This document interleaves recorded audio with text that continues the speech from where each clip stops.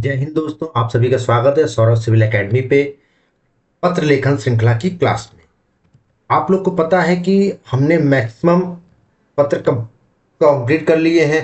अब कुछ ही पत्र हमारे बाकी रह गए हैं। हमने सरकारी पत्र, अर्ध सरकारी पत्र, परिपत्र, कार्यालय ज्ञाप, क्या कहते हैं, विज्ञप्ति वगैरह सभी कंप्लीट कर लिया है।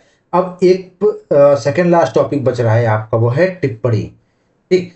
अब बहुत एक सवाल पैदा होता है कि ये टिप्पणी होता है कि टिप्पण होता है। आप लोग टिप्पण भी देखे होंगे, टिप्पण।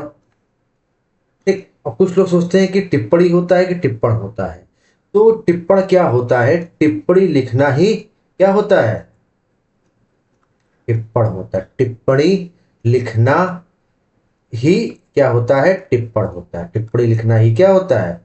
टिप्पण होता है। टिप्पणी लिखना ही टिप्पण होता है। सेकंड चीज की टिप्पणी मतलब होता क्या? आप लोग शब्द पढ़ते होंगे ना, कमेंट। तो जिसको हम लोग अंग्रेजी में कमेंट कहते हैं, उसी को हम लोग हिंदी में क्या कहते हैं? टिप्पणी कहते हैं। कहते हैं टिप्पणी कीजिए, इस बारे में आपकी क्या टिप्पणी है, क्या राय है। तो वही क्या होती है? टिप्पणी होती है। जैसा कि आपको पता है कि पहले हमने परिभाषा पढ़ते हैं, और हम आपसे बार बार कहते हैं कि अगर सिलेक्शन लेना है तो नोट्स बनाइए। बिना नोट्स बनाए सिलेक्शन देखिए नहीं होगा किसी भी हाल में। तो आप लोग नोट्स बनाइए, नोट डाउन करिए, जैसे मैं आपको पढ़ा रहा हूँ उसका लाभ उठाइए। तो परिभाषा पढ़ते हैं, परिभाषा को मैं आपको समझाता हूँ फिर। सरकारी कार्यालयों में, सरकारी कार्यालयों में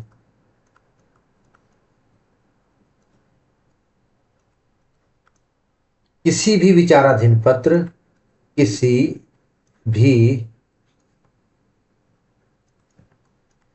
विचाराधीन किसी भी विचाराधीन पत्र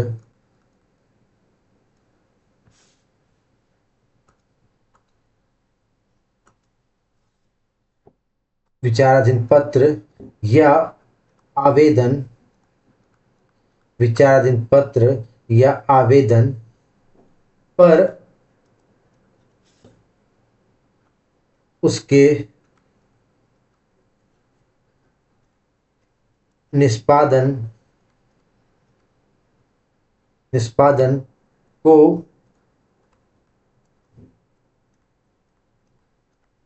सरल बनाने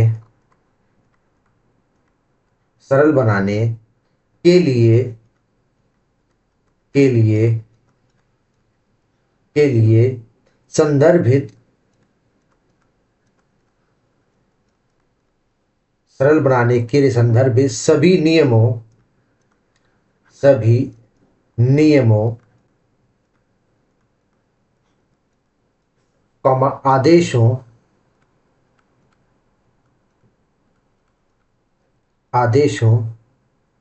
निर्देशों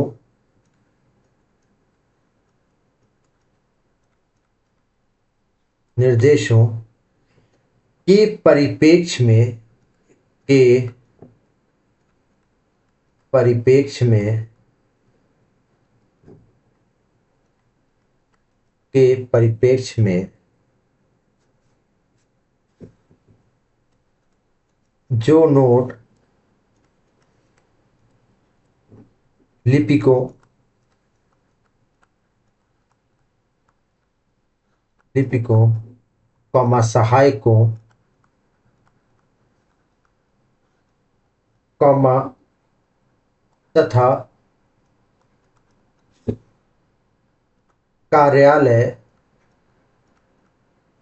कार्यालय अधीक्षकों द्वारा लिखा जाता है, अधीक्षकों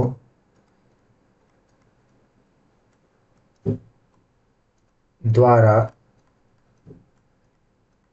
लिखा जाता है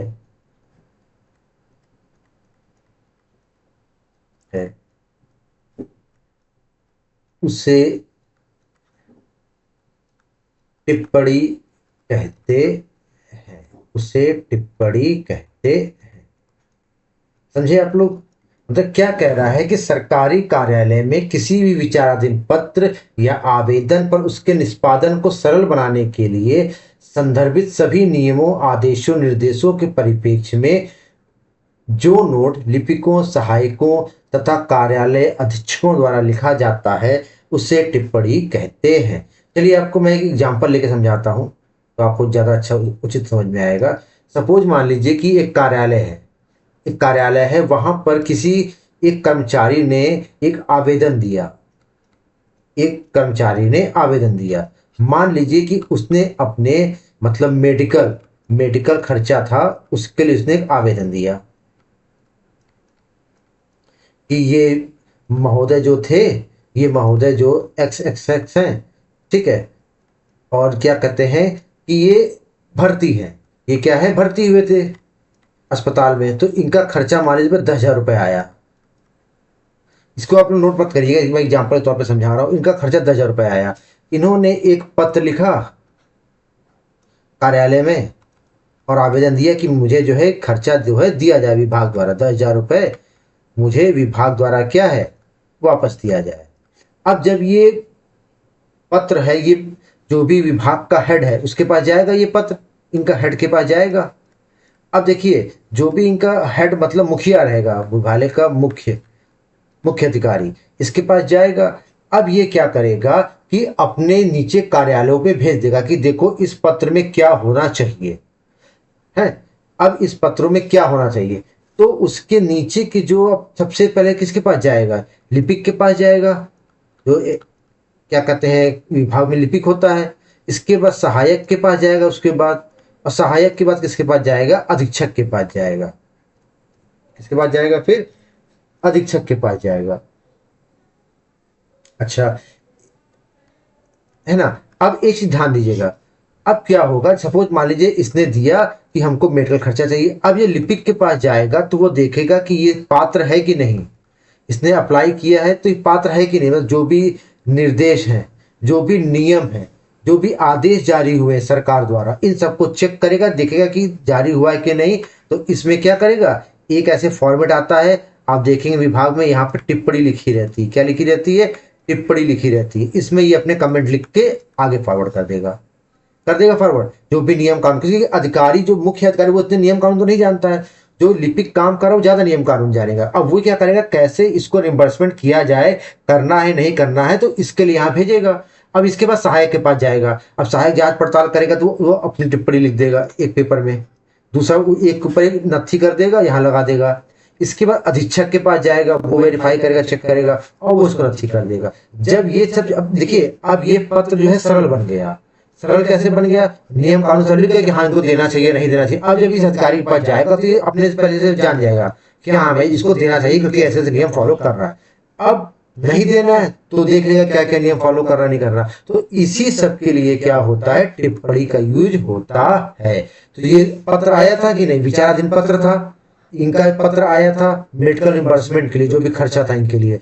अब इसको निष्पादन करना था, उसको सरल बनाना था कि अधिकारी को इतने नियम कानून तो पता नहीं है, तो उसने जो लिपिकों के पास भेजा, तो लिपिक सहायक अधीक्षकों ने नियम आदेश निर्देशों के परिप्रेक्ष्य में टिप्पणी लिखी और ये टिप्पणी जाके अधिकारी के पास गई और फिर जाके उसने आवेदन पे क्या ले लिया, कोई जरूरी एक्शन ले लिया, मतलब जो भी इसको निष्पादन करना था उसने निष्पादन कर लिया।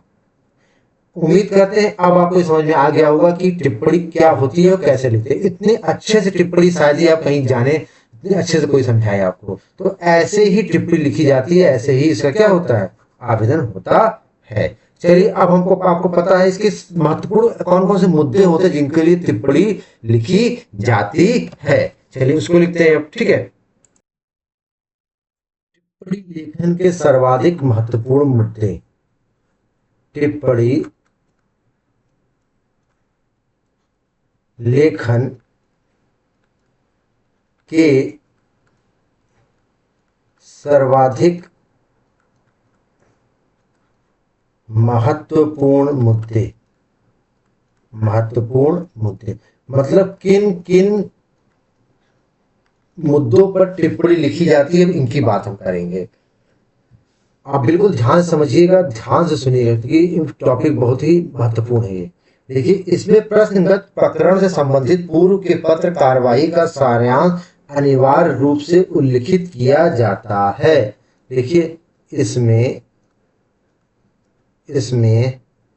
प्रश्नगत देखिए पहले पूरा लिख देता हूं, फिर आपको मैं पूरा समझा दूंगा। प्रश्नगत प्रकरण से संबंधित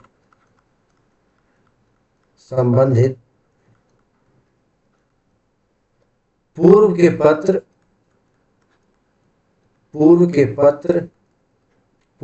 पत्र कार्यवाही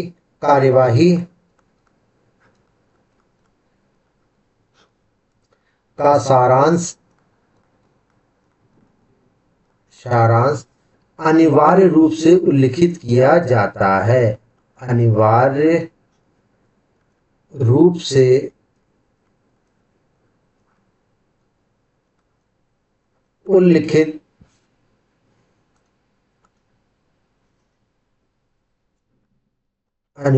से उल्लिखित किया जाता है। इसमें लगभग 4 पॉइंट या 5 पॉइंट होंगे। मैं 5 पॉइंट लिख दूंगा आपको और उनको लिखने के बाद मैं पूरा फिर आपको समझा दूंगा। उल्लिखित किया जाता है।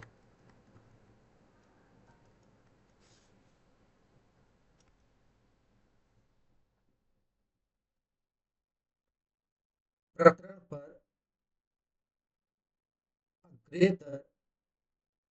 अग्रेतर निष्कर्ष हेतु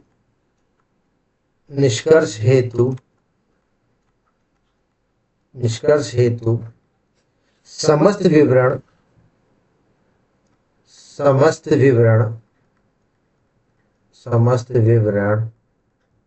तथा विश्लेषण तार्किक रूप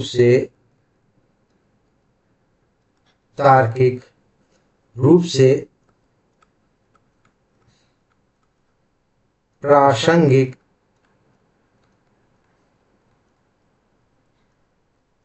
नियमों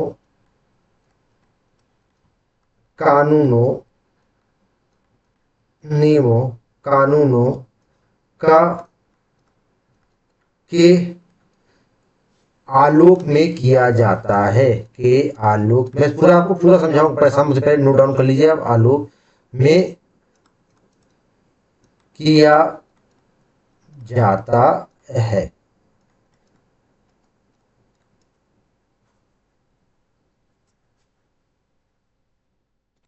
नेक्स्ट लिखिए, तत्संबंध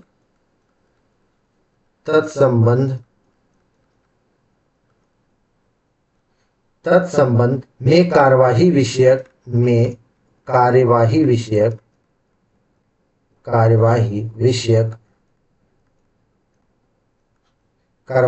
सुझाव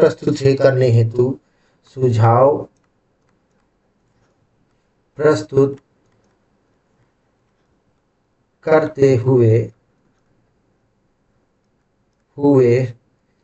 उच्चाधिकारियों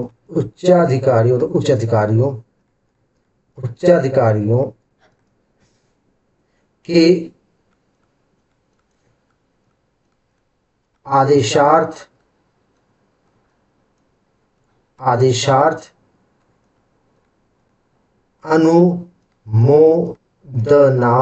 अनुमोदनार्थ निर्णयन। देखिए हिंदी थोड़ी शुद्ध इसलिए कि देखिए आप शुद्ध हिंदी लिख के ही ना पत्र भेजेंगे, तो शुद्ध हिंदी लिखनी पड़ेगी आपको, ठीक है ना। विकल्पों, मैं इसलिए आपको एक्सप्लेन कर दूंगा सरल भाषा में। विकल्पों का भी उल्लेख किया जाता है। फोर्थ लिखिए,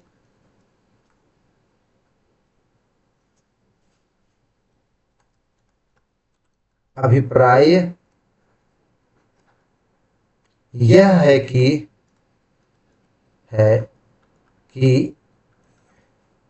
टिप्पण लेखन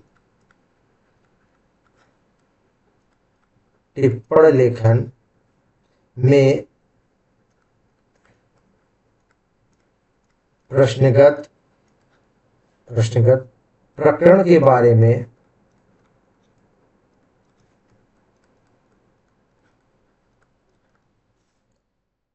उन सभी तथ्यों को उल्लिखित किया जाता है, उन सभी तथ्यों को उल्लिखित उन सभी तथ्यों को उल्लिखित किया जाता है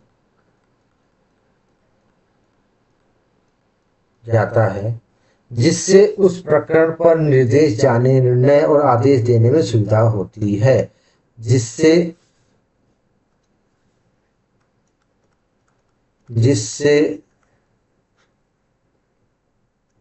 उस प्रकरण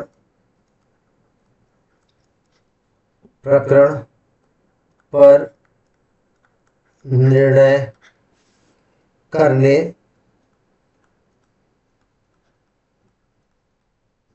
और आदेश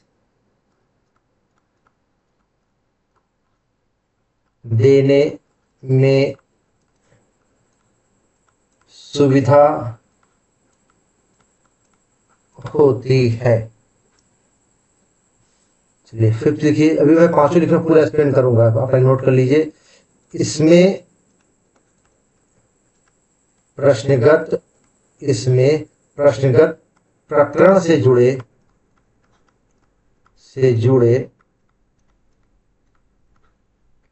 सभी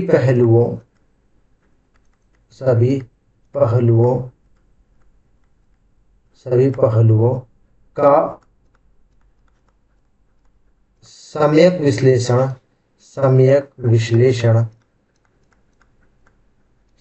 विश्लेषण समस्या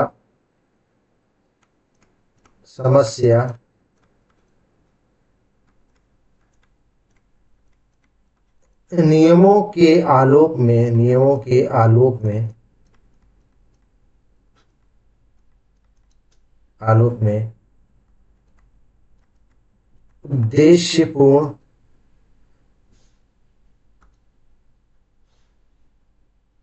उद्देश्यपूर्ण